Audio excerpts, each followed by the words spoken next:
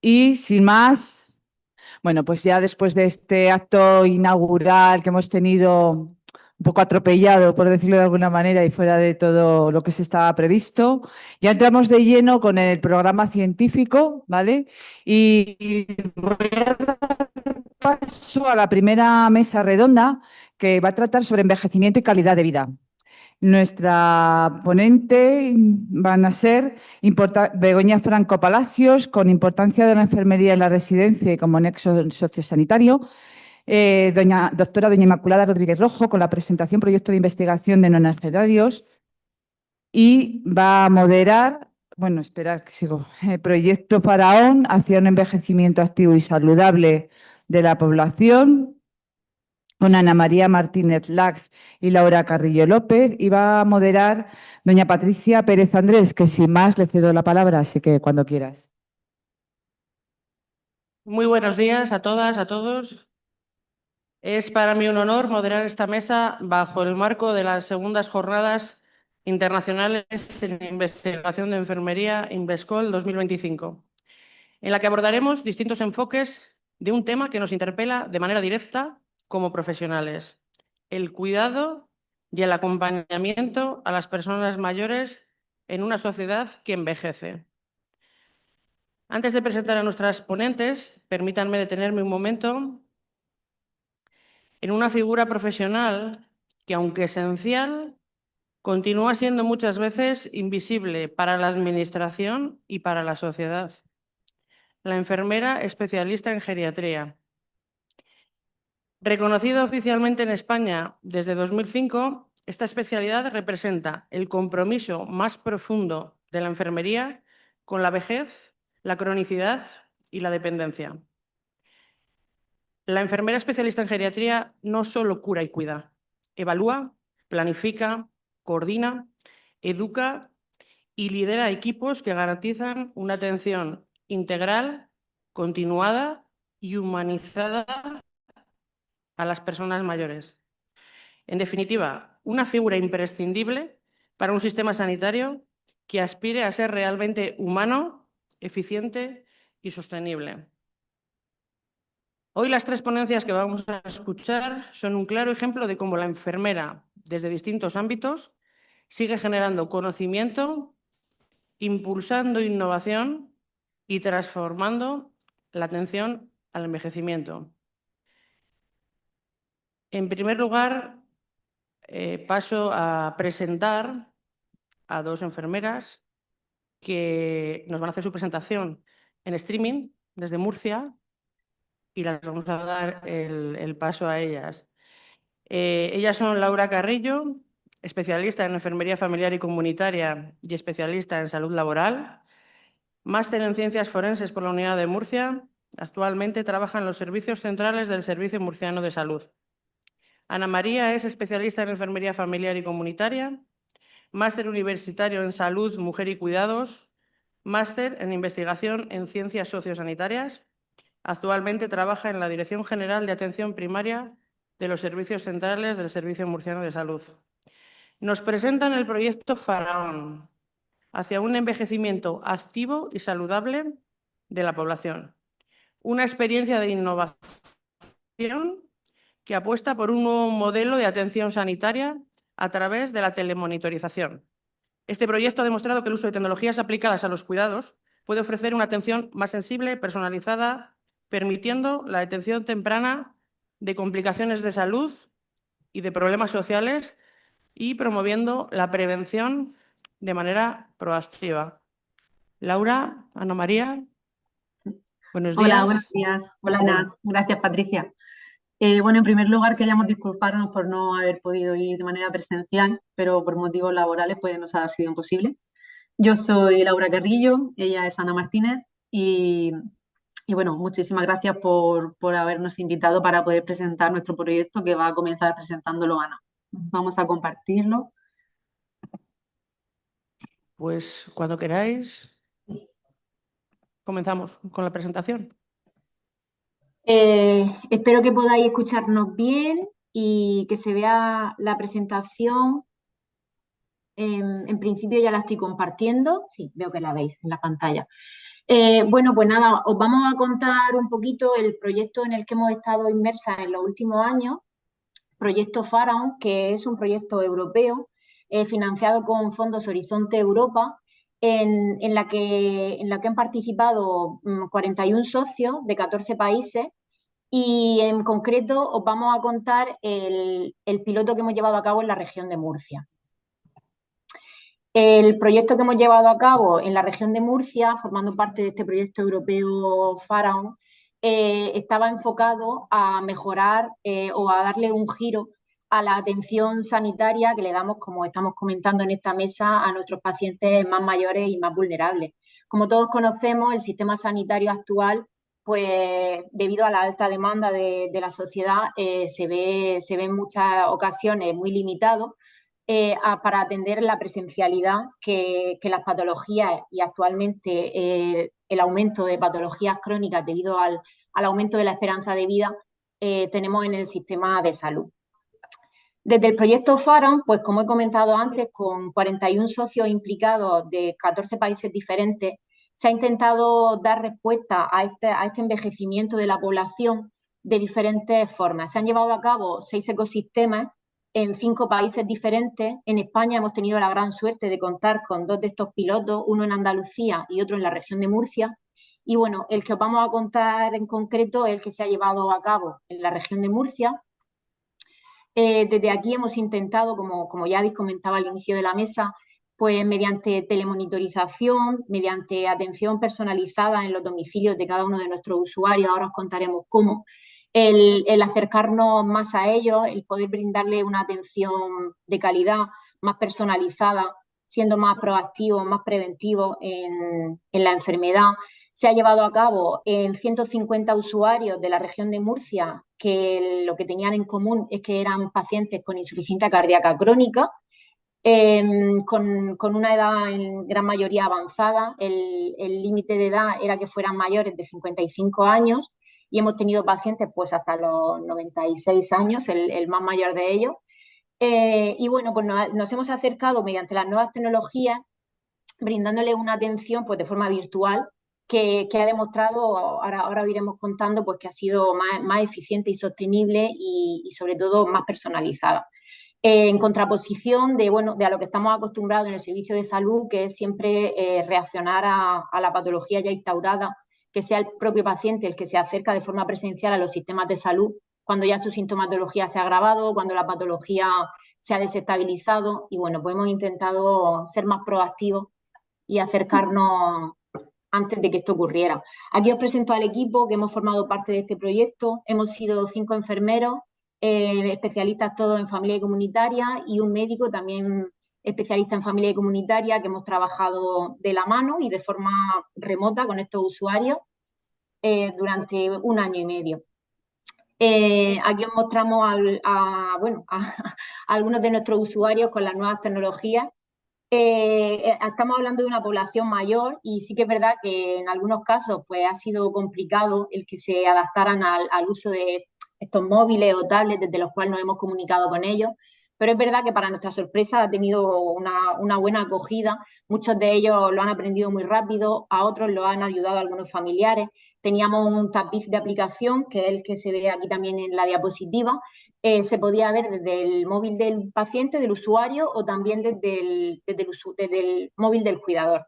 Entonces, muchas de las veces han sido ellos los que nos han volcado los datos y otras veces pues ha sido el cuidador el que nos iba introduciendo las mediciones. En esta aplicación, que podían instalarse en móviles, tablets o ordenadores, vinculado por Bluetooth con su aparato de la tensión, con una Smartband que llevaban, en la cual pues podíamos descargar de ahí los pasos que daban al día, su frecuencia cardíaca, la tensión arterial. Tenían también un peso vinculado por Bluetooth a la aplicación. Entonces, a diario le hemos podido hacer un seguimiento muy estrecho de todas estas constantes vitales que, en este caso, en la patología de la insuficiencia cardíaca, pues son muy significativas. También teníamos un programa de seguimiento, como veis ahí en la pantalla, que hemos llevado a cabo mediante cuestionarios que ahora veremos. Este, sin embargo, es el tapiz que veíamos nosotros como profesionales sanitarios.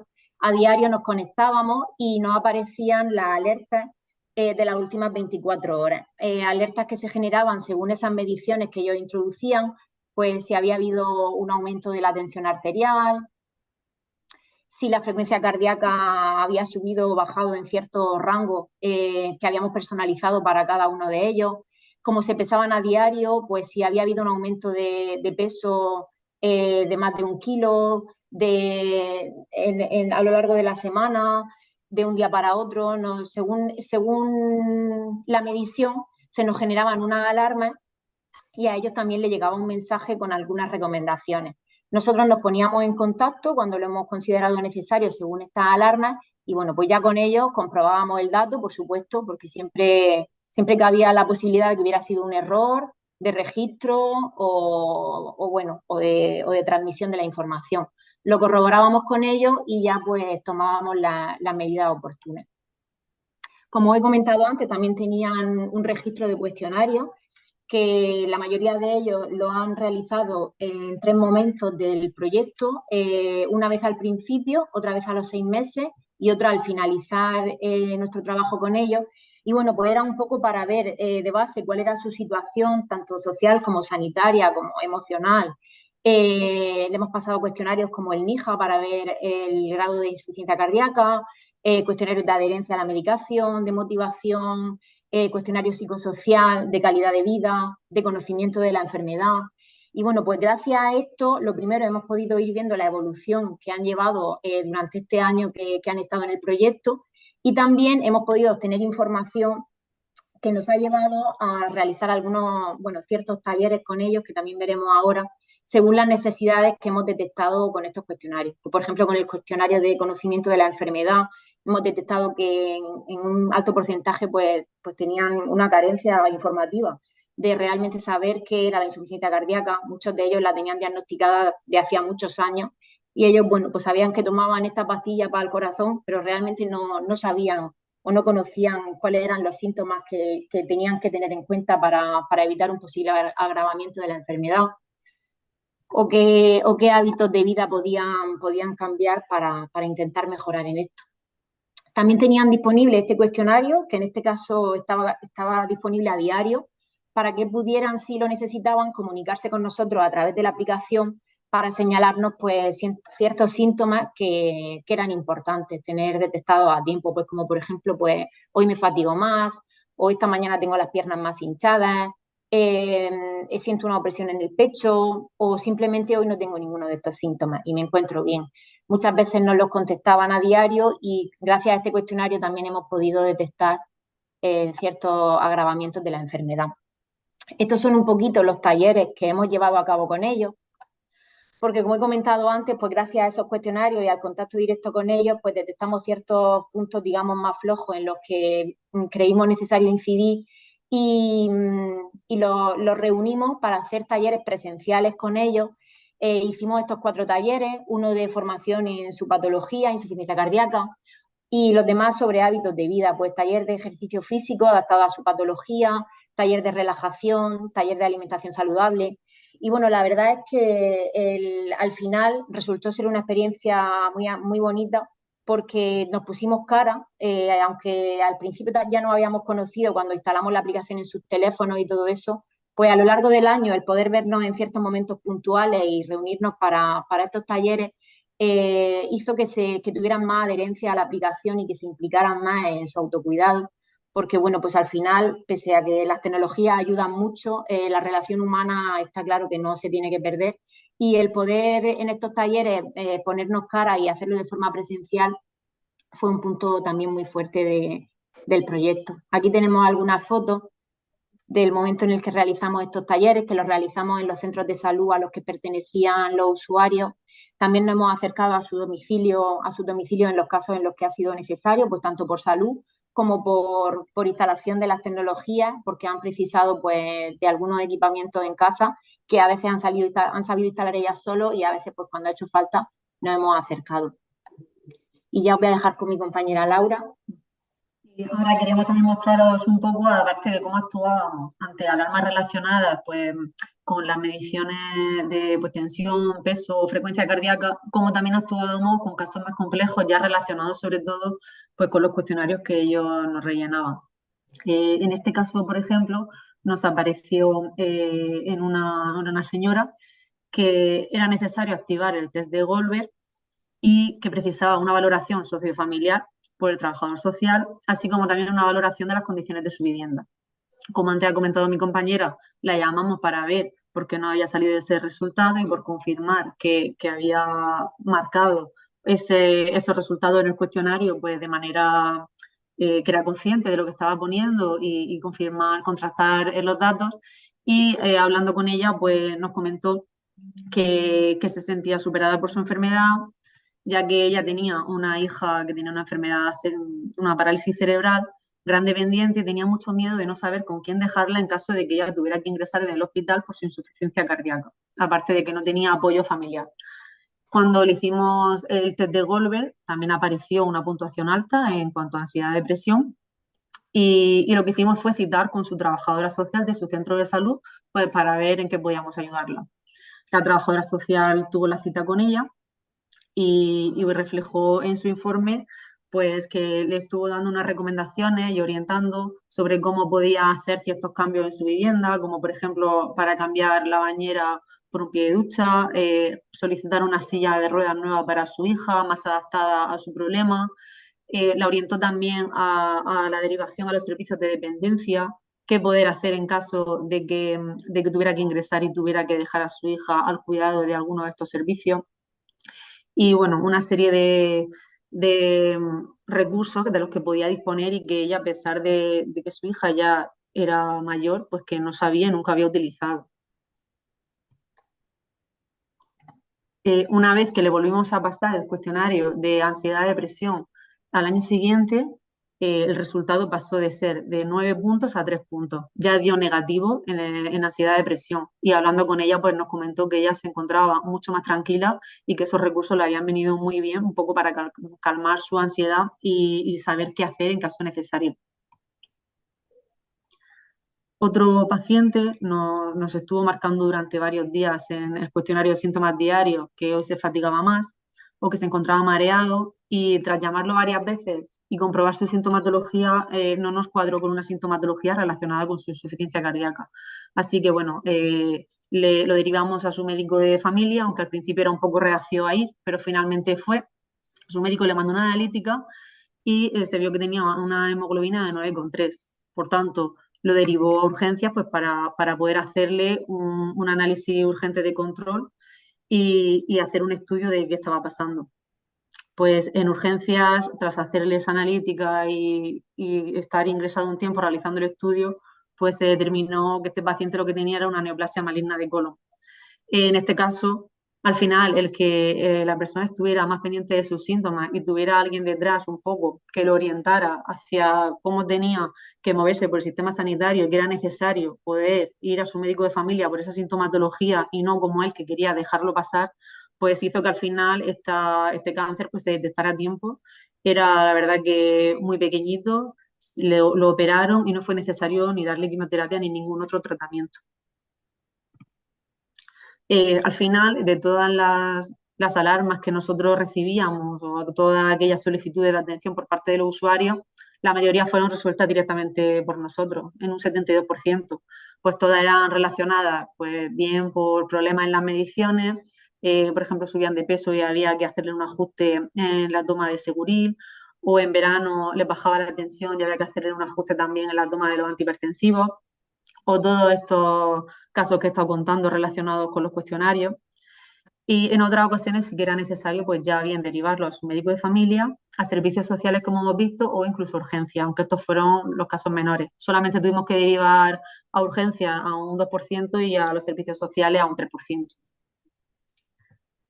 Con todos estos cuestionarios, además, como ha comentado antes Ana, pudimos ver un poco cómo había sido su evolución durante todo el tiempo que duró el proyecto.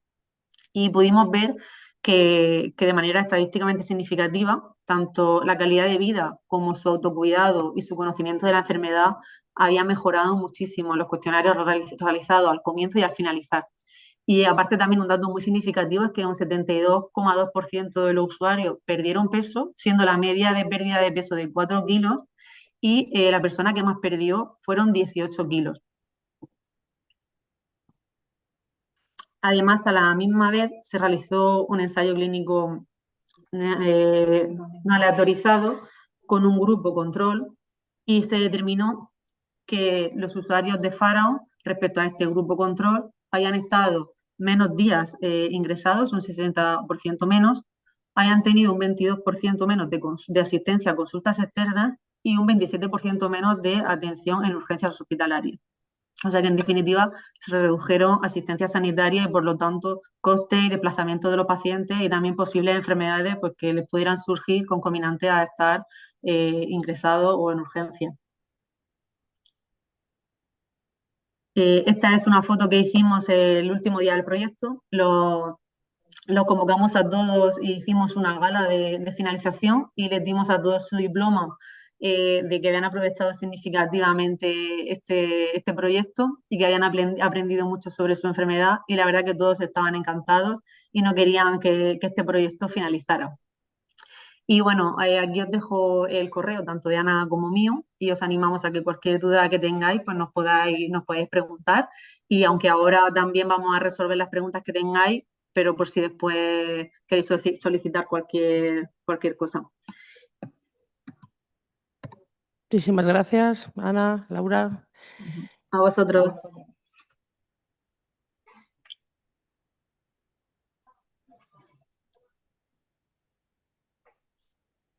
¿Tenemos alguna pregunta en la sala? Sí que tenemos una pregunta.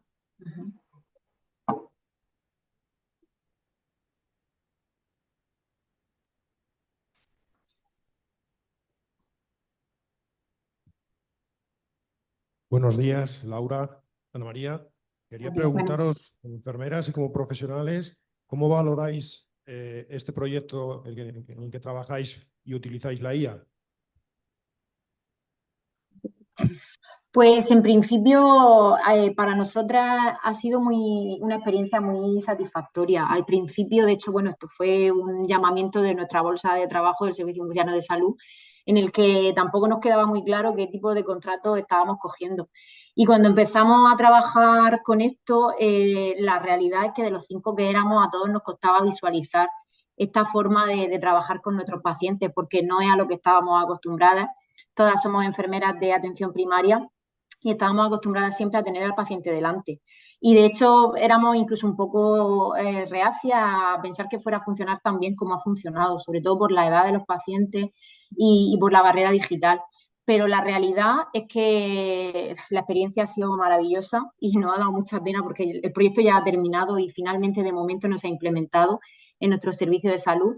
Y nos ha dado mucha pena que termine porque hemos, no sé, por lo menos desde mi punto de vista, lo que más hemos visto es que el saber ellos que tienen a alguien detrás prácticamente a diario durante una época no puede ser para siempre, pero por lo menos en los primeros 6 meses del diagnóstico de una enfermedad o cuando haya un agravamiento y se precise un seguimiento más cercano, pues creo que con las nuevas tecnologías se ha quedado demostrado que se puede hacer y la motivación para ellos y la implicación en su salud ha mejorado de forma abismal. Para nosotros ha supuesto también un poco el abrir nuestra mente a la hora de trabajar de otra manera. Estamos acostumbrados a trabajar siempre en el hospital o en el centro de salud, en contacto directo, pero hemos visto que además este tipo de atención a veces se piensa que deshumaniza, pero al contrario, la gente se sentía más ligado a nosotras que quizá incluso algunos profesionales con los que estaba en primaria o en sus consultas externas donde lo revisaban de la insuficiencia cardíaca, porque nosotros estábamos constantemente ahí y si les subía,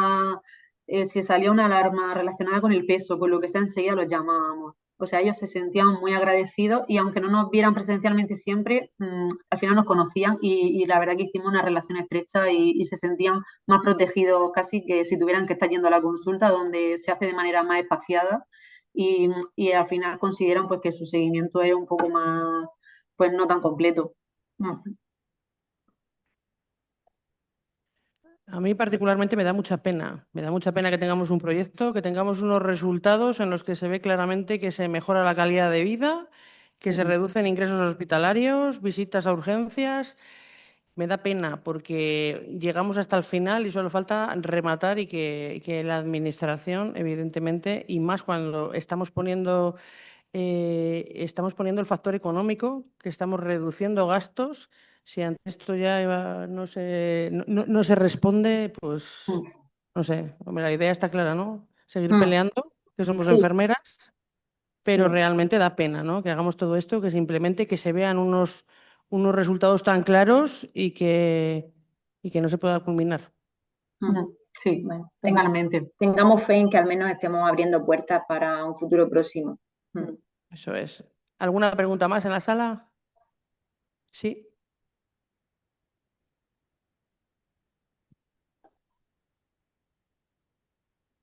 Buenos días. Me parece muy interesante el proyecto que habéis hecho y mi pregunta es si además de estar participando y haciendo este proyecto teníais que atender vuestra consulta diariamente o podíais dedicaros íntegramente solo al proyecto. Gracias. No, en este caso, la verdad que tuvimos, o sea, una de las cosas por las que el proyecto también fue adelante porque estábamos dedicadas exclusivamente a él. Pero hay que tener en cuenta que no solamente nos dedicábamos a los pacientes, sino que desde el principio hicimos de todo, instalarles las aplicaciones, llamarlos también incluso para captar a algunos pacientes. Lo hicimos todo nosotros de principio a fin.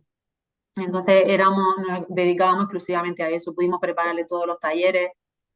Al final era un proyecto piloto en el que nos dedicábamos exclusivamente a él. Claro, partíamos de la nada. La idea en principio era pilotar esto y ya con unas bases poder extrapolarlo cuando ya estuviera todo montado. O bueno, en principio pues ese sería un poco el camino a seguir, pero nosotros lo empezamos de cero. Sí que la idea, como dicen, era que luego en su consulta cada enfermera pudiera llevarlo a cabo, pues al final que le llegaran esa alarma y pudiera contactar con los pacientes, pero que no fuera exclusivo, sino que se pudiera compaginar. Pero en este caso, al ser el pilotaje en el que había que hacer desde el principio todo, pues sí que fue exclusivo. Bueno, pues muchísimas gracias, Laura, Ana María, por esta interesante aportación que evidencia que la IA, que la innovación tecnológica bien integrada en los cuidados, pues son o puede llegar a ser una aliada estratégica para nosotras también. Muchísimas gracias. A Gracias a vosotros. vosotros, un placer. Gracias.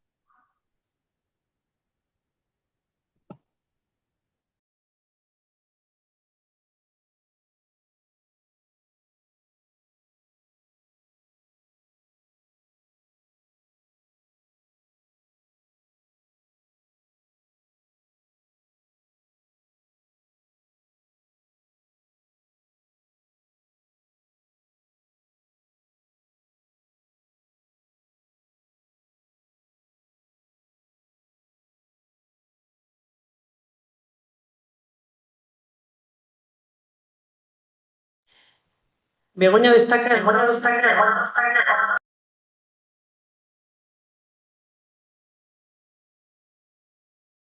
enfermería como nexo de unión entre el ámbito social y sanitario, elemento esencial para garantizar una atención continuada, humanizada y centrada en la persona. Subraya el potencial de la enfermera como generadora de conocimiento aplicado en el contexto del envejecimiento y de la cronicidad. Tiene la palabra doña Begoña Franco Palacio. Presentación, Patricia, y por la reflexión que has hecho respecto a la importancia de la enfermería geriátrica y la falta de visibilidad, que para mí es importante que se reconozca y te lo agradezco. Buenos días a todas y a todos. Quiero comenzar agradeciendo el trabajo que está realizando Invescol por su compromiso con la mejora de los cuidados, el avance del conocimiento y el reconocimiento de nuestra profesión. También quiero felicitar al comité organizador por centrar esta edición en dos ejes fundamentales, que son el envejecimiento y la cronicidad. Ambos representan hoy uno de los mayores desafíos sociosanitarios en nuestro país y particularmente en comunidades autónomas como la nuestra, con índices de envejecimiento por encima de la media nacional. Agradecer al comité científico por invitarme a participar en esta mesa redonda dedicada al desarrollo del envejecimiento y la calidad de vida. Es un honor compartir espacios comprometidos con compañeras comprometidos con enfermería transformadora y basada en la evidencia. Me voy a detener brevemente en la imagen que aparece ahora en la presentación. Se trata de la residencia para mayores de Miranda de Ebro. Es el centro donde llevo trabajando desde hace 27 años. La bandera que veis es la bandera del Mirandés. Fue el año pasado que estuvimos a punto de subir a Primera División pero que lamentablemente no pudo ser así, ¿no? Y me apetecía poner esta fotografía. Durante esta trayectoria de 27 años he sido testigo de la evolución de los modelos de cuidados. Yo empecé trabajando con modelos de cuidados más asistencialistas. De ahí pasé a los modelos por gestión de procesos que muchos de vosotros conoceréis como el modelo FQM, hasta llegar al modelo de atención centrada en la persona que se comenzó a desarrollar en las residencias de mayores por parte de la Gerencia de Servicios Sociales desde el año 2013 y que el año pasado se vio refrendado adquiriendo reconocimiento y respaldo jurídico a través de la publicación de la Ley 3/2024 del 12 de abril que regula el modelo de atención en los centros de carácter residencial y centros de día de servicios sociales para cuidados de larga duración en Castilla y León. Es cierto que nos falta el decreto regulador de esta ley, que se encuentra todavía en fase de alegaciones y revisión técnica. Este decreto lo que regula son los ratios, la descripción de tipologías de centros y las categorías profesionales. El borrador que se ha facilitado a los colegios profesionales ha generado muchas críticas en el sector sanitario, críticas que yo comparto, porque es cierto que no garantiza la presencia física de enfermeras en residencias, agrupa al personal con formación universitaria sin distinguir categoría y en nuestra comunidad, por lo tanto, falta parte del marco normativo. Pero si algo ha sido constante en mis 27 años, ha sido la presencia y el liderazgo de la enfermera como eje vertebrador del cuidado en estos. Los objetivos marcados son los que ha dicho en este caso Patricia, no me voy a detener, es destacar nuestro papel como figura clave en el cuidado integral y resaltar nuestra función como nexo de unión para realizar una atención continuada, humanizada y centrada en la persona. No me voy a detener mucho en datos porque ya hemos hablado, hemos escuchado ampliamente cómo estamos, pero es importante conocer la situación actual ya que impacta directamente en la atención residencial presente y futura. Estos datos reflejan una situación de alta exigencia asistencial en los centros sociosanitarios. El compromiso de la Administración tiene que ser fundamental y nuestro desempeño es cada vez más complejo, con una necesidad urgente de asegurar una ratio adecuada entre profesionales y residentes para poder distribuir eficientemente las cargas de trabajo. Esto nos permitiría ofrecer tiempos de atención más personalizados, reducir la fatiga del equipo asistencial y mantener altos estándares de seguridad y bienestar. Ya se ha hablado de los datos demográficos para el año 2024 y estos datos proporcionan y subrayan una transformación demográfica profunda en España y, como hemos visto, en el resto del mundo, que condiciona el modelo de atención a personas mayores y particularmente el papel de la enfermería en estos centros residenciales. Las personas mayores de hoy no van a ser las personas mayores de 20 años atrás. Probablemente van a tener otro tipo de exigencias y nos vamos a tener que adaptar. Este envejecimiento poblacional implica una mayor prevalencia de las enfermedades crónicas, una mayor prevalencia de las demencias y de las situaciones de dependencia. Esto se traduce en un incremento en la demanda de cuidados especializados y continuados. Las situaciones que vivimos en los centros residenciales son un reflejo de los estándares de la sociedad donde nos encontramos. Y es un reto para nuestra profesión intentar combatirlos. Vemos edadismo en nuestros centros, una discriminación por edad. Es un problema estructural en los centros residenciales. Las personas mayores son frecuentemente tratadas con condescendencia, infantilizadas o privadas de autonomía en la toma de decisiones. Vemos internamientos no voluntarios. Muchos ingresos en residencias se realizan sin el consentimiento pleno del residente. Las familias deciden por ellos. Protocolos institucionales. Los protocolos de muchos centros priorizan la eficacia o la eficiencia, mejor dicho, el coste-beneficio sobre el cuidado individualizado, lo que genera poca flexibilidad en nuestros centros en dietas, horarios de sueño, baños, impuestos, sin considerar ningún tipo de preferencia. Vemos medicalización excesiva, uso de psicofármacos para controlar conductas problemáticas. Esto en nuestros mayores lo que provoca es una indefensión aprendida, lo que conocemos en psicología. Haga lo que haga, da igual. Hay una conspiración en silencio. Es un acuerdo explícito o implícito entre familiares y o profesionales de la salud para ocultar información sobre el diagnóstico, pronóstico o gravedad de la enfermedad de una persona. Generalmente surge para evitar un dolor emocional, pero estamos vulnerando los principios de autonomía. Yo tengo tenemos que darles la posibilidad de conocer. Las sujeciones físicas, cinchas, petos, barreras, barras de protección lateral. Las sujeciones químicas son el elefante dentro de una habitación que nadie queremos ver. ¿Quién regula las contenciones en nuestro país? La regula la Fiscalía General del Estado mediante su instrucción primera del año 2022. La Ley de la Promoción de la Autonomía Personal y Atención a las Personas en Situación a la Dependencia y la Ley General de Derechos de las Personas con Discapacidad y su Inclusión Social. Estas normas son claras y se contempla que las contenciones solo podrán utilizarse de forma excepcional, serán consideradas incidentes de seguridad y deberán evaluarse posteriormente. Tienen que utilizarse lo imprescindible en cuanto a sujeción, duración y condiciones. Y tenemos la obligación de documentar todo el proceso. ¿Cuándo se aplicó? ¿Durante cuánto tiempo? ¿Quién lo autorizó? ¿Qué alternativas menos restrictivas se aplicaron antes de utilizar esta restricción? La Fiscalía General del Estado, mediante su instrucción, tiene competencias para velar por el cumplimiento de esta norma, velar por los derechos de las personas y denunciar los abusos. De hecho, en nuestra comunidad, y me consta que en el resto de España también, se están inspeccionando por parte de la Fiscalía General del Estado los centros de mayores, para verificar que esto se cumpla e imponiendo sanciones cuando no ocurre o no se registra adecuadamente. Nos encontramos en estos centros con una justificación engañosa. Lo que se argumenta habitualmente es por la seguridad de la persona.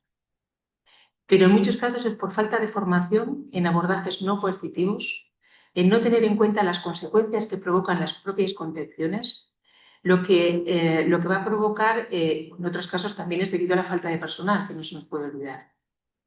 En España hay varias organizaciones que están trabajando en la formación de centros libres de sujeciones. Las más conocidas son la Fundación María Wo y la Fundación Cuidados Dignos, que en este caso pilotan a Urrutia y su equipo, y han desarrollado dos normas, la norma Liberager y la norma Liberacare, que son estándares que acreditan la eliminación de sujeciones y humanizan el cuidado. En el centro en el que trabajo tuvimos la suerte de formarnos con ellos, en este caso con la Fundación Cuidados Dignos, y nuestra visión cambió. Y estamos todos trabajando en posibilitar que sea un centro libre de sujeciones. Una vez de haberos explicado qué es lo que yo considero que pasa en los centros, la enfermería en las residencias trabajamos sobre tres pilares fundamentales. El primer pilar es el pilar del cuidado integral y comprende la valoración y observación continuada. Esto nos va a dar un conocimiento profundo de las residentes que viven. Realizaremos pues valoraciones integrales iniciales mediante el uso de escalas que nos van a medir los parámetros tanto físicos, cognitivos, emocionales y sociales. Estas escalas estandarizadas nos van a permitir medir de forma cuantificable aspectos como la dependencia, el dolor, riesgo de caída, riesgo de úlceras por decúbito o el deterioro cognitivo. Nos reducen la subjetividad, ya que todos valoramos con los mismos criterios. Van a favorecer las decisiones basadas en datos y no solo en percepciones, y nos van a permitir una detección precoz de problemas, identificar de forma temprana situaciones de riesgo. Las escalas las aplicaremos de forma periódica, lo que nos permitirá comparar resultados y ver la evolución de las personas. En función de la valoración que tengamos, diseñaremos planes de cuidados individualizados. Frente a los protocolos rígidos, debemos de impulsar planes flexibles y adaptados a su valoración y a su historia de vida, incorporando gustos, rutinas pasadas y valores de la persona. Nuestros objetivos han de ser realistas. No solo controlamos síntomas, sino que mantenemos la identidad y el bienestar. En las residencias las personas viven, no pasan una temporada por un problema agudo. El diseño de los planes de cuidados tiene que ir acorde con la promoción de la autonomía. Es un objetivo básico en estos centros. Nos centraremos en lo que la persona puede hacer, no solo en lo que ha perdido. De la dependencia tenemos que pasar a la capacidad. En el modelo centrado en la persona, la valoración se orienta a descubrir lo que sí puede realizar con o sin apoyos. Cuando la valoración se enfoca en la capacidad, la persona deja de ser un sujeto pasivo de cuidados. Se convierte en protagonista de su propio proyecto de vida, participando en decisiones sobre su cuidado y rutinas diarias. Valorar centrados en la capacidad es valorar desde el respeto, la autonomía y la esperanza. Este enfoque cambia la mirada de los profesionales. Dentro del cuidado integral seremos gestoras emocionales y mediadores familiares. ¿Por qué? porque habitualmente somos el puente entre el residente, la familia y el equipo, ya que tenemos una presencia de 24 horas en muchos centros. Realizaremos pues acompañamientos emocionales, escucha activa en duelos, miedos o crisis de agitación y explicaremos límites realistas en los cuidados, apoyando en el final de la vida. Como ha dicho antes algún compañero, hay veces que no se puede curar, pero sí se puede cuidar. El segundo pilar de nuestro trabajo en nuestros centros residenciales es la detección precoz. Gracias a nuestro contacto continuado con los residentes, somos los primeros en identificar signos de alarma que podrían pasar desapercibidos. Nuestra capacidad de observación y acción temprana evita complicaciones graves, mejorando la calidad de vida. ¿Qué detectamos? Vamos a detectar cambios funcionales, alteraciones nutricionales, deterioros cognitivos e infecciones silentes. ¿Cómo actuaremos para evitar estas complicaciones? Deberemos de ajustar inmediatamente los planes de cuidados, tendremos una coordinación rápida con el equipo médico y tendremos intervenciones no farmacológicas, conductuales. Estas actuaciones van a tener un impacto claro en la calidad de vida, como hemos visto. Con nuestro trabajo se reducen ingresos hospitalarios, evitamos caídas, descompensaciones por deshidratación o infecciones maltratadas. Prevenimos sufrimiento evitable a través de la prevención y ahorramos costes al sistema, porque va a haber menos urgencias y menos estancias hospitalarias de larga duración. El tercer pilar sería la educación y es la educación y la prevención. Desempeñamos un rol fundamental en la educación sanitaria y en la prevención. Nuestro trabajo en este ámbito es clave. Vamos a hacer educación en autocuidados, vamos adaptada a las capacidades de cada persona, vamos a hacer formación sobre enfermedades crónicas y cómo manejarlas en el día a día, vamos a hacer talleres prácticos sobre nutrición, prevención de caídas, prevenimos complicaciones frecuentes porque vamos a instruir tanto a los residentes como a las familias sobre los cambios posturales, hidratación, uso de superficies especiales. Fomentaremos los registros y haremos una valoración de ingesta, adaptación de texturas, educación sobre su importancia. Instruiremos en el manejo no farmacológico de la agitación a través de la formación en técnicas de comunicación. En los centros de mayores nos empeñamos en comunicar a través de mensajes verbales y la mayoría de la gente no los comprende. Entonces, enfermería tiene que ser clave en informar y en instruir sobre técnicas de comunicación adaptadas. En demencias leves, a través de la orientación a la realidad, en demencias moderadas realizaremos validaciones emocionales y en demencias graves lo que realizaremos es una estimulación basal. Tendremos una revisión y actualización continuada de los protocolos según la evidencia científica. Debemos tener presentes que la información que compartimos fomenta un trato más respetuoso y personalizado. Somos el puente entre la atención sociosanitaria.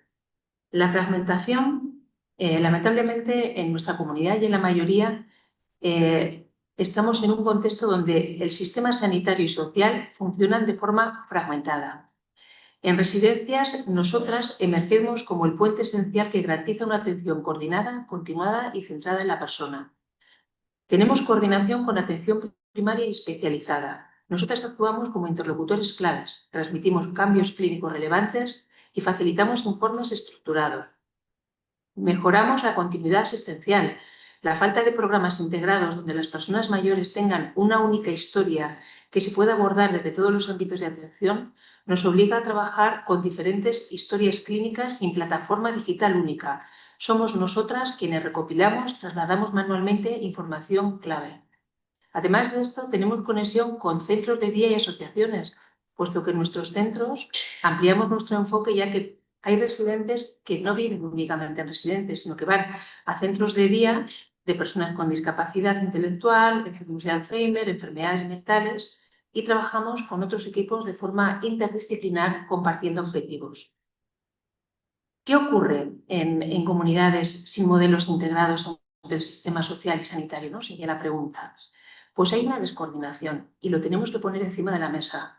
Hay información que se pierde entre los niveles asistenciales y hay desigualdad en función de la comunidad autónoma en la que yo viva. Urge reconocer esta necesidad y dotarla de medidas institucionales para que no dependa del voluntarismo. Tras una revisión bibliográfica antes de venir hoy aquí, de la integración sociosanitaria en las diferentes comunidades autónomas, únicamente he encontrado integración en la comunidad autónoma de Galicia. Pero bueno, también hay una esperanza. Esto nos dice que sí se puede hacer. Ellos lo han operativizado mediante un programa de gestión integral y su integración con el SERGAS, que es el Servicio Gallego de Salud. Trabajan por una historia clínica única. Las residencias adheridas acceden y actualizan la historia electrónica, garantizando que todos los profesionales trabajan con los mismos datos.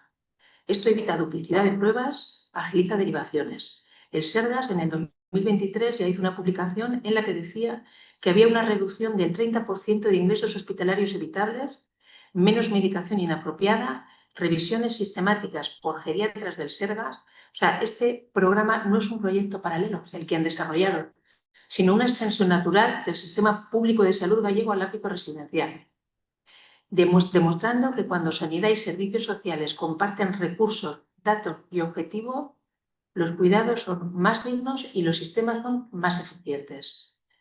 ¿Por qué en otras comunidades no ocurre esto, ¿no? Se han ido los representantes políticos y hubiese sido interesante alguno, si alguien lo quiere contestar. Mi opinión es que se necesita voluntad política para integrar ambos sistemas de atención e inversión en plataformas digitales unificadas.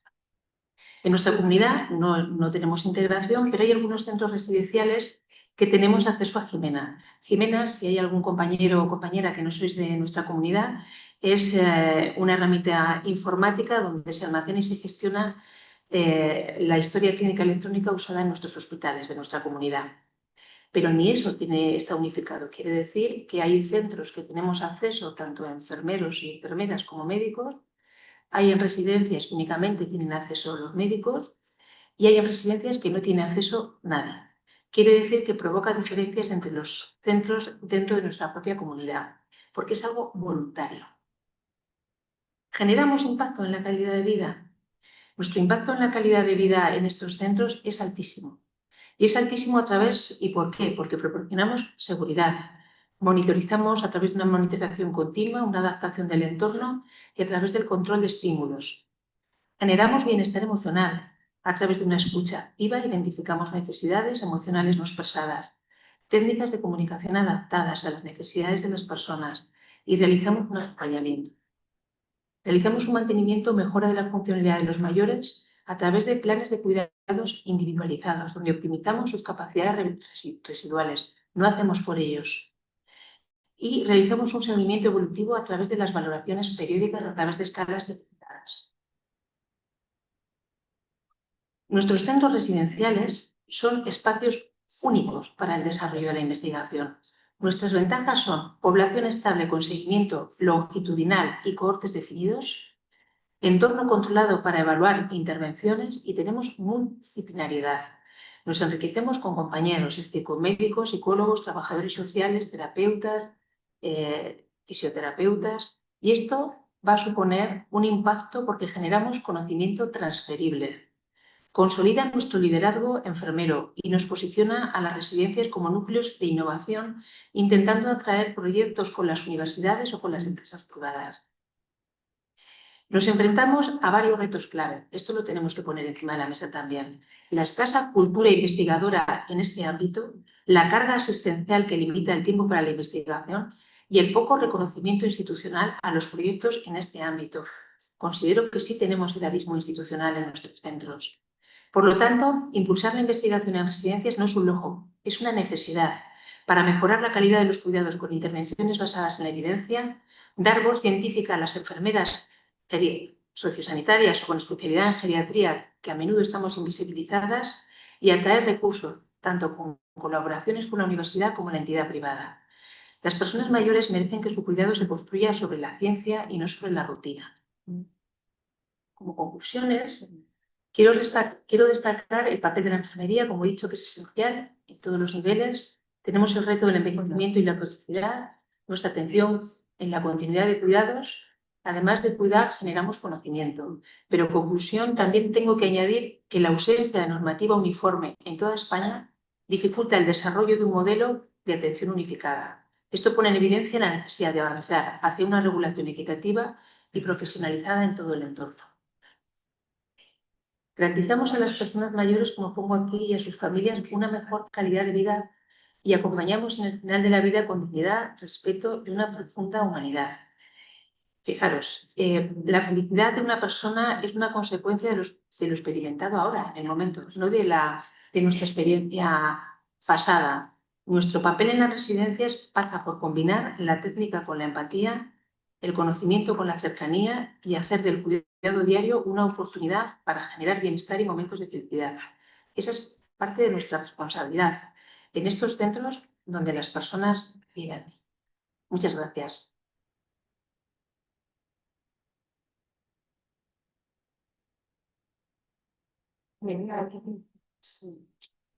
Muchísimas gracias, Begoña. Dejamos el turno de preguntas para el final y pasamos a la presentación de la siguiente ponente. Ella es la doctora doña Inmaculada Concepción Rodríguez Rojo, enfermera, licenciada en Psicología, doctora por la Universidad Complutense de Madrid, experta en medicina genómica, farmacogenética y nutrigenética, máster en medicina genómica y en psicopatología y salud, máster en psicofarmacología y drogas de abuso. Ha desarrollado su carrera académica e investigadora en la Universidad de Castilla-La Mancha y en la Complutense de Madrid. Actualmente, docente en el Departamento de Enfermería y Fisioterapia de la Universidad de Alcalá.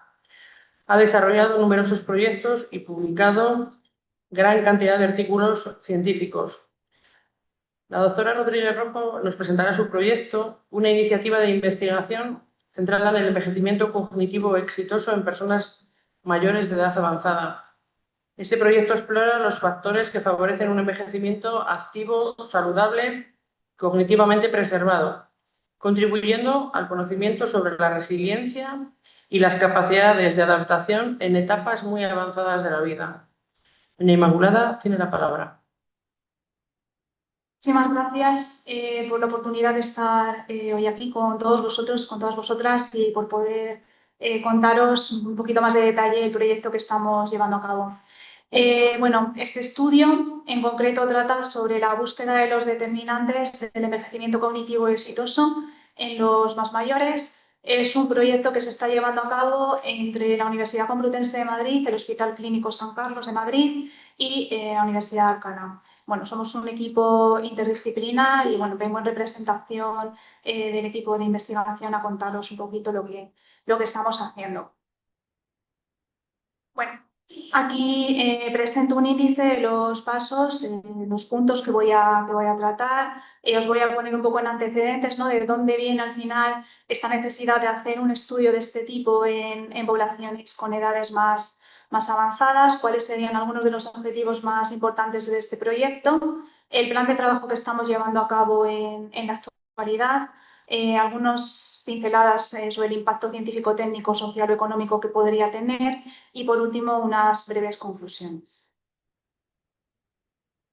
Bueno, este proyecto se enmarca dentro de una línea de investigación más amplia que tiene que ver con el estudio del envejecimiento sano y patológico dentro del grupo de neurociencia cognitiva y computacional de la Universidad el objetivo de este equipo es estudiar los cambios cognitivos que se producen a lo largo de la vida y dentro también de lo que sería la manifestación de distintas patologías, entre ellas las enfermedades neurodegenerativas. Es una de las líneas más importantes dentro de este grupo de investigación. Y el fin de la mayoría de las investigaciones es buscar marcadores neurofisiológicos que permitan predecir una posible demencia mucho antes de que las manifestaciones clínicas lleguen a manifestarse. Como pueden ver, pues somos un equipo multidisciplinar, en él estamos pues, enfermeras, psicólogos, ingenieros, físicos, neurólogos, geriatras y gracias a esta interdisciplinariedad es un poco la posibilidad, ¿no?, que tenemos de poder llevar a cabo este abordaje. Bueno, para poner un poquito en contexto, hace 12, 13 años comenzó esta gran línea que mencionaba, ¿no?, de estudio de envejecimiento sano y patológico dentro del centro de investigación y se comenzó estudiando cuáles eran las características anatomofuncionales cerebrales de personas que tenían Alzheimer, ¿no? se fue un paso atrás y se estudió cuáles eran esas características en personas que tenían deterioro cognitivo, que bien o podían mantenerse en ese estado o bien podían convertir a enfermedad de Alzheimer. Quisimos ir una fase previa, ¿no? Una fase prodrómica a lo que es el deterioro cognitivo leve, que son las quejas subjetivas de memoria, que incluso pueden llegar a manifestarse 20 años antes de que aparezca la sintomatología de demencia, y ver también esa caracterización. Y el último paso previo al proyecto que estamos llevando a cabo ahora es caracterizar cómo son pues esas redes anatomofuncionales en personas que tienen antecedentes de enfermedad de Alzheimer, o sea, familiares de personas que tienen Alzheimer, que se encuentran sanos, ¿no? Y ver si comparándolos con otro grupo control que no tienen antecedentes, pues podrían existir diferencias, ¿no? entre ellos. Además, estas medidas anatomofuncionales que se hacen por pruebas de neuroimagen se complementan también con evaluaciones neuropsicológicas, con estudios genéticos, y en los últimos estudios estamos incorporando también recogida de datos que tienen que ver con el estilo de vida. Aquí tenemos, bueno, algunas de las publicaciones más importantes que se han llevado a cabo, que se han realizado con relación a estos proyectos, ¿no? Cómo se han dado esos cambios cerebrales en personas con quejas subjetivas de memoria, cómo, por ejemplo, determinadas factores, como por ejemplo la realización de actividad física, pueden actuar como protectores frente al desarrollo de demencia, como determinados factores de riesgo genético, como por ejemplo ser el portador del gen APOE, en concreto el alelo 4 de ese gen, pueden poner a una persona ante una mayor susceptibilidad de tener Alzheimer. Y de ahí ya pues damos el salto a intentar caracterizar pues, personas que tienen edades más avanzadas, que han sido menos estudiadas, y con un poco la intención de poder conocer qué factores podrían estar contribuyendo a un envejecimiento exitoso, un envejecimiento saludable, teniendo en cuenta que uno de los factores, uno de los mayores factores de riesgo, por ejemplo, de las demencias, de la enfermedad de Alzheimer, factor no modificable es la edad. Sabemos que tenemos una población cada vez más envejecida, se ha mencionado en distintas ponencias, ¿no? Que al final eso lleva asociado pues mayor prevalencia de enfermedades crónicas, mayor situación de dependencia, y la idea o el enfoque de este estudio trata precisamente de intentar ver o intentar valorar qué aspectos o qué cosas son las que tenemos que hacer para poder alcanzar esas edades avanzadas libres de patología, ¿no? Libres de demencia, y por lo tanto pues que podamos sumar calidad de vida a los años, ¿no? Como ya se ha mencionado esta mañana, ¿no? Entonces el abordaje va a ser desde un punto de vista multifactorial, que es el que os voy a trasladar ahora a continuación, y quisimos ver un poco, antes de ponernos a realizar el trabajo de campo, qué aspectos serían aquellos de interés estudiar, ¿no? Y sobre todo desde el punto de vista del envejecimiento cognitivo, ¿no? Entonces, lo que nos dicen la mayoría de los estudios que se han hecho en este sentido es que hay bastante heterogeneidad, ¿no? Algunos estudios nos indican que lo que es el envejecimiento cognitivo lleva asociado, conforme nos vamos haciendo mayores, un declive abrupto de la mayoría de las funciones cognitivas. Otros estudios nos dicen que es más gradual, otros hacen alusión a que hay un mantenimiento estable de esas funciones cognitivas, y algunos estudios nos indican que hay personas mayores, sobre todo personas de edad avanzada, que podrían incluso presentar un rendimiento cognitivo superior comparado a otras personas de su edad, o incluso comparado con personas 25 o 30 años más jóvenes. Y es en esto en lo que consiste, o en la definición que englobaría lo que se considera como envejecimiento cognitivo exitoso, es decir, personas mayores de 80 años con un rendimiento cognitivo equiparable pues, a de personas 25 o 30 años más jóvenes y que además tendrían un cerebro resiliente, considerando este como aquel que tiene una buena integridad estructural y funcional en comparación con personas de su mismo grupo de edad, incluso más jóvenes, y también menor presencia de patología cerebral que podría, por ejemplo, verse reflejada con lo que es el acúmulo de proteínas tóxicas en el cerebro, como puede ser, por ejemplo, la proteína amiloide o la proteína tau. Aparte de esta heterogeneidad, de que tampoco hay mucho consenso y precisamente por eso nuestra intención el querer estudiarlo con un poco más de detalle, sí que parece que hay algunos predictores comunes, ¿no? En cuanto a cómo se podría conseguir este envejecimiento cognitivo exitoso y hacen alusión a que, bueno, que hay que ser longevos, ¿no? Personas que no son fumadoras, personas que están libres de patologías, que no tienen diabetes, que no tienen artritis, que no tienen otro tipo, ¿no? de enfermedades que podrían ser crónicas. Además, también se habla de factores moderadores, como por ejemplo la importancia de la actividad física, la importancia de tener una buena red social, la ausencia de deterioro cognitivo, ¿no? La ausencia de depresión.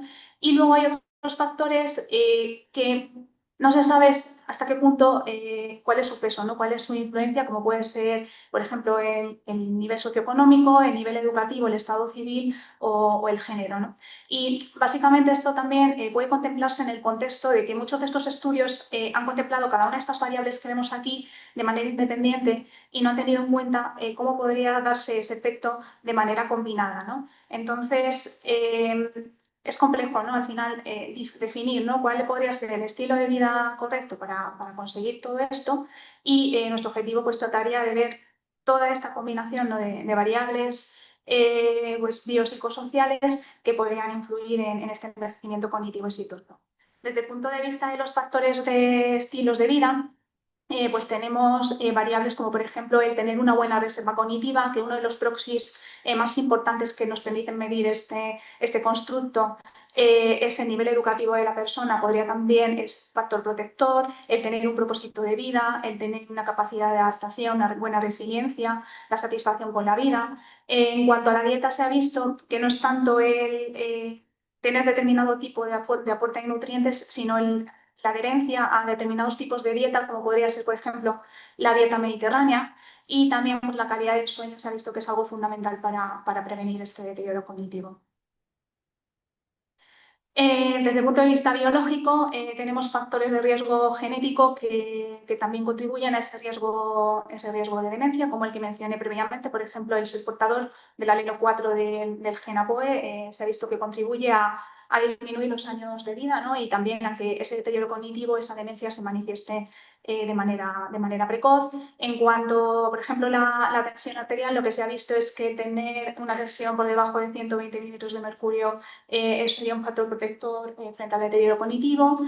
Lo mismo pasa por ejemplo, con la diabetes, las glucemias elevadas, se ha visto que contribuyen pues, a una mayor excitotoxicidad cerebral, contribuyen a una mayor neuroinflamación, mayor acúmulo de proteínas tóxicas en el cerebro. Y con respecto a la obesidad hay también un poco opiniones disonantes, ¿no? Contradictorias. Algunos estudios indican que el mantenerse en un hormopeso podría ser un factor protector y otros indican que en determinadas edades, sobre todo en edades más avanzadas, quizás el tener cierto sobrepeso podría ser un factor de protección.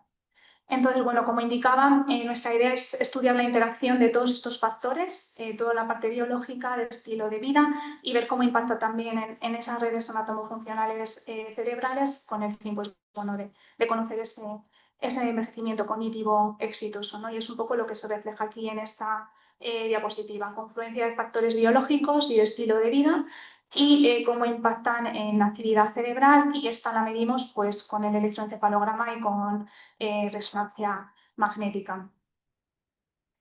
El grupo que tenemos en estos momentos, el que estamos estudiando en concreto,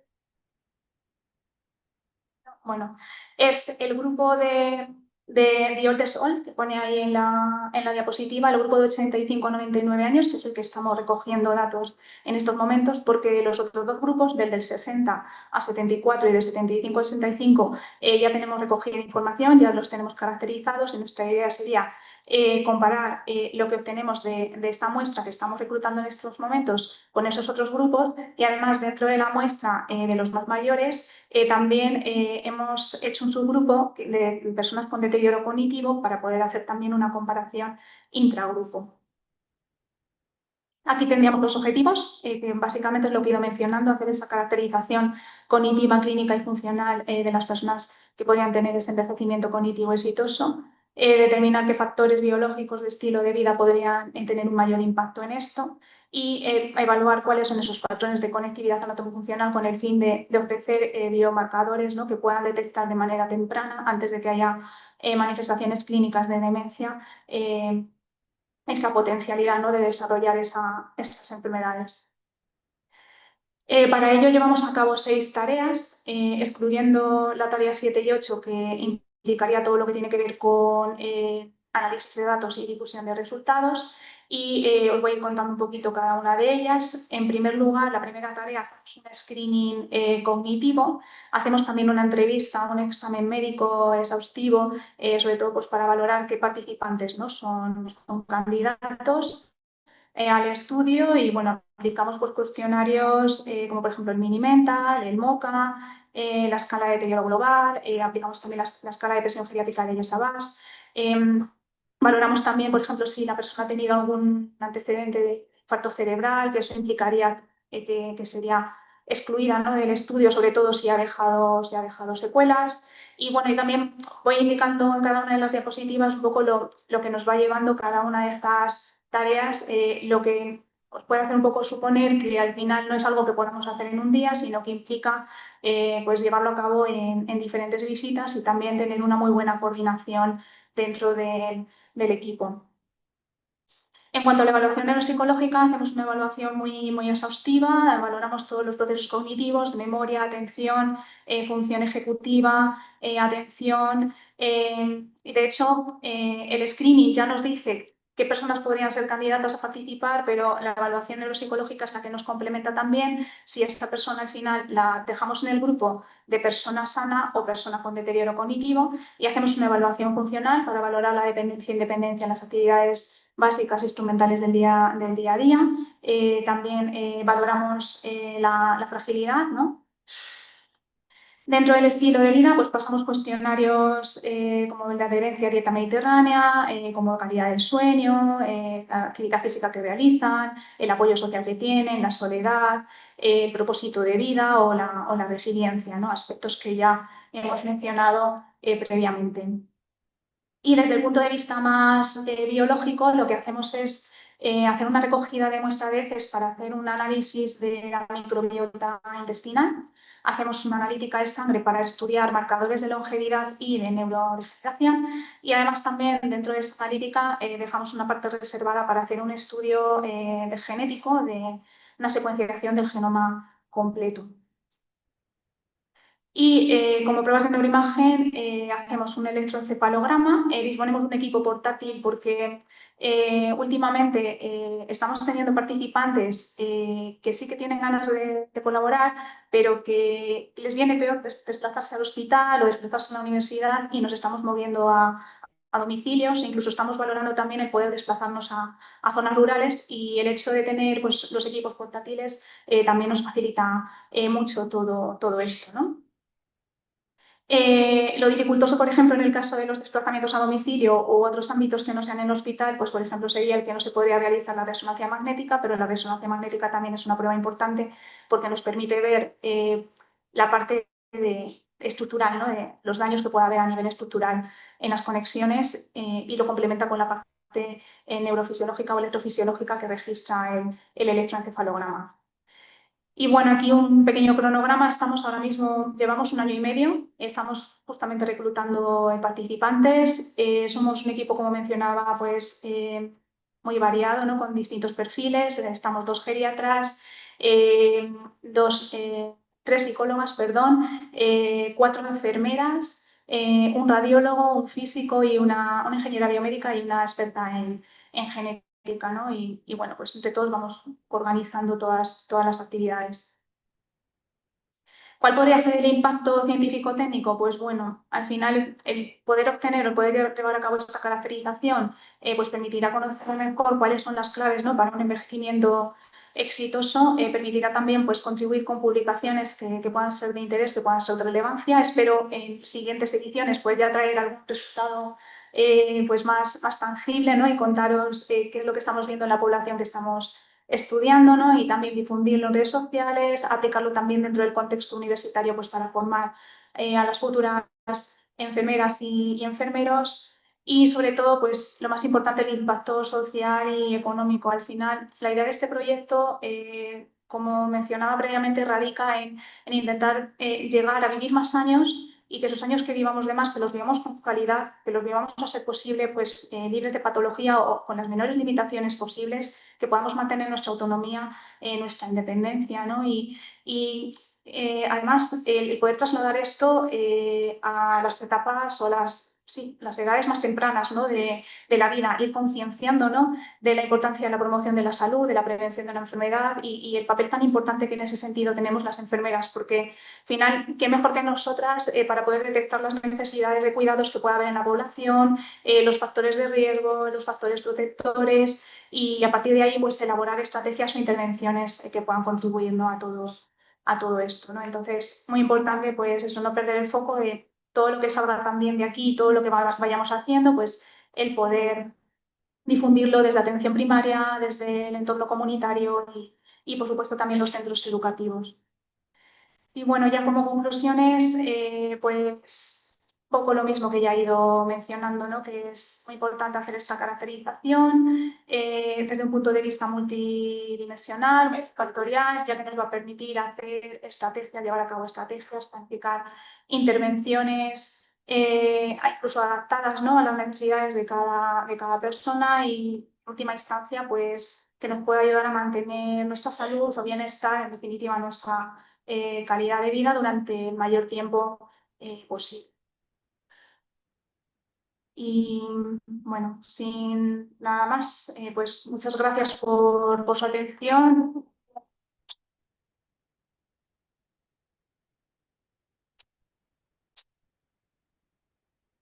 Muchísimas gracias. ¿Alguna pregunta en la sala? Enhorabuena a las dos ponentes, lo primero. Las charlas han sido fabulosas y a la moderadora también.